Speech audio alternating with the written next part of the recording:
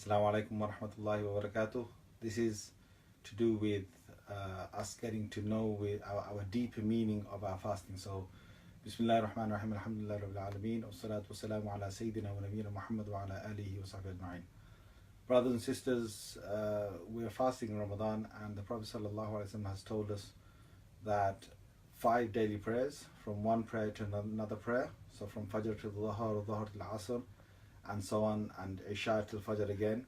So all 5 daily prayers in between one another is going to expiate or get rid of all the sins in between, as long as you stay away from major sins. The same here said, from Jummah to Jummah, if you stay away from major sins, all minor sins are forgiven. And the same here said of Ramadan to Ramadan, from one Ramadan to another Ramadan, if you stay away from major sins, all minor sins are forgiven. Now, what we need to understand is what are the deeper reasons of why we fast. So let me go back to something that is important for us in Islam. The fasting is part of the 5 pillars, and when the Prophet ﷺ has said about Shahada, and he said about Salah, and he said about Zakah, Sawm and Hajj, it wasn't just for us to say the Shahada or do the Salah or fast or give Zakah. It wasn't that. There are deeper meanings to that. They all connect up with the 6 articles of faith that we've got. So we've got to believe in Allah, His angels, His books, His messengers, the last day, and fate.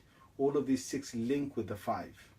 And there are deeper meanings to all the worship that we do. So to start off with, when we say the Shahada with the tongue, Ashhadu an la ilaha illallah wa ashhadu anna Muhammadan abduhu wa rasuluh. When we say that and we testify that Allah is one and that the Prophet ﷺ is His messenger, what we're really trying to say is we have just started with the outer part of our body to testify, but we need the inner part, our Iman, to connect up. So what this means is that now that I've said the Shahada with my tongue, I'm going to always think about Allah with my mind. And I'm going to try and make Allah first, and I'm going to try and make Messenger sallallahu alaihi wasallam second in my life. When I'm starting to pray, so there's an outer part of a prayer where I'm raising the hands and where I'm tying the hands and so on. I'm doing the ruku and doing the sujood. But the inner part that links with Iman is the khushu, or the devotion inside the prayer. So to link my mind with Allah inside the salah is a deeper reason why we pray. And what that does is, when a person links their mind, between Fajr and Dhuhr, they'll still be thinking of Allah. Between Dhuhr and Asr, they'll still be thinking of Allah. Asr to Maghrib, they still think of Allah. Maghrib to Isha, they still think of Allah. And Isha to Fajr, when they're awake, they'll be thinking of Allah Azza wa Jal. This is the deeper meaning of why we pray. And that's why the Quran has said, Inna salata tanha anil fahsha'i wal munkar, that Salah prevents a person from obscenity and from evil, because a person has been so deeply involved in thinking of Allah inside the Salah that once they're outside of Salah, it stops them from sinning. The same as Ramadan. Ramadan is here now. We're supposed to be, it's not just staying away from eating and drinking.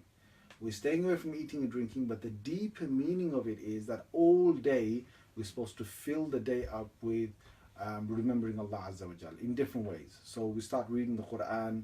We'll stand up in the night time. We'll make dua during the day. We will gain taqwa. What does taqwa mean? Taqwa means that we're supposed to think of Allah all the time, and think of Him.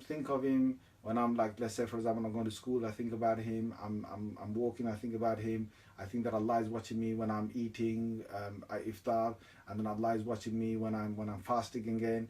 Allah is watching me when I'm going to bed. Allah is watching me when I'm playing. Allah is watching me when I'm going to work. Allah is watching me when I'm studying.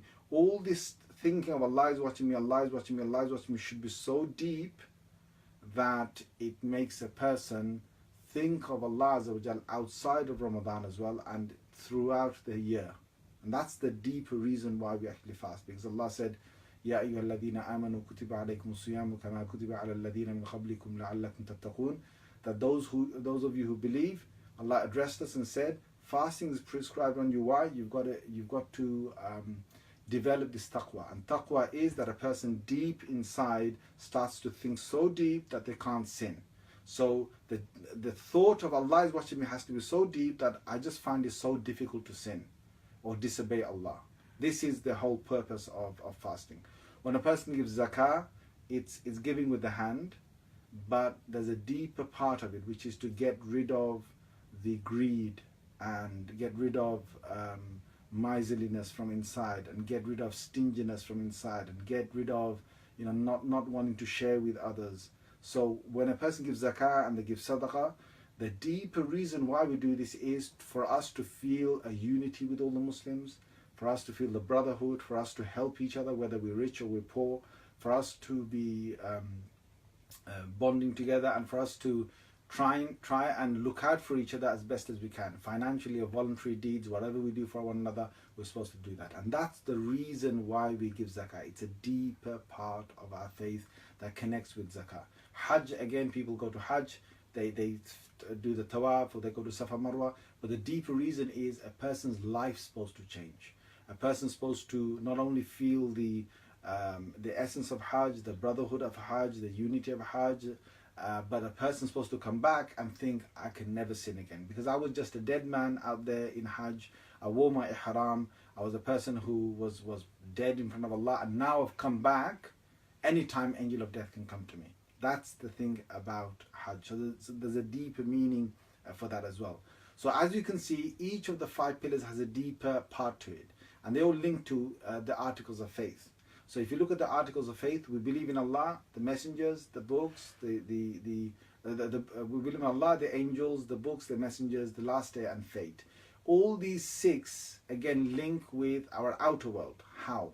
Because when we believe in Allah, by knowing that Allah is all seeing, all hearing, all watching, we're supposed to be aware in all our actions that we're not supposed to do anything wrong. And by knowing that the angels are all around us, we're supposed to feel positive that the angels will be protecting us. That's one of their duties. And the angels also are writing our deeds. So that's why we should be aware of the angels all the time. And it makes our outer behavior be molded by our inner belief of knowing that the angels are recording things. By believing in the books, we're supposed to look at the Quran. And the Quran is not just to be taken just to read the Quran. No, we're supposed to try and understand the Quran, look at the deep meanings of the Quran, reflect on our own lives, once we read the Quran, and change our lives for the better. That is the deeper part of the Quran, okay? And then, when we've got the messengers, we're supposed to look at the messengers as role models, and we're supposed to adopt the best of what we can from their lives in our lives, okay? And the Day of Judgment is supposed to give us hope and fear, hope of Allah's mercy, fear of Allah's wrath, and so therefore our outer actions are all sort of affected by that belief inside the mind. And the fate is beautiful, because no matter what you lose or no matter what you gain, you're supposed to understand it's all written by Allah. And if I lose something, it was written for me anyway. If I gain something, I'm happy, but I could lose it, no problem. And if I do lose it, no problem. And if I gain something else, alhamdulillah, it's a bounty of Allah, and that's fate. We're not supposed to have any jealousy or anything like that. It removes the jealousy once a person has got good fate, good belief in the qadr of Allah. Okay, so those are the 5 pillars of Islam, okay, and 6 articles of faith. You can see how each links with one another. And ultimately, this is the last thing I want to say, is that when a person is doing the 5 pillars or thinking about the 6 articles of faith, we're supposed to move towards ihsan or excellence, which then means we're supposed to do it in a way that is the best way possible. So when we fast, just regarding fast, the best way to fast is that we keep ourselves a diary throughout the 24 hours to try and come closer to Allah. Whether it's Quran, engage the mind in it. Whether it's dhikr of Allah, then you might switch to some nafal ibadah, some nafal prayers, and then you might switch after that to some dua or something, and then you might switch to meditation or just thinking about Allah Azza wa Jalla and making that thought deeper and deeper that Allah is watching me, Allah is watching me. Whichever one you do and you rotate, we're supposed to have a full schedule for the day, and if we do this for 30 days, we'll build ourselves really strong. Okay, are there any questions that have been asked? Yeah, one is, Should I fast during exams, knowing it will affect my performance in That's already exam? been answered. You have to decide that from what I said. I gave a post the other day on Facebook, so check that out and you decide whether it's unbearable for you or not bearable for you. That's up to you. Any other questions? No. That's it. Okay, Jazakumullah khair. Make dua for me too. Assalamu alaikum wa rahmatullahi wa barakatuh.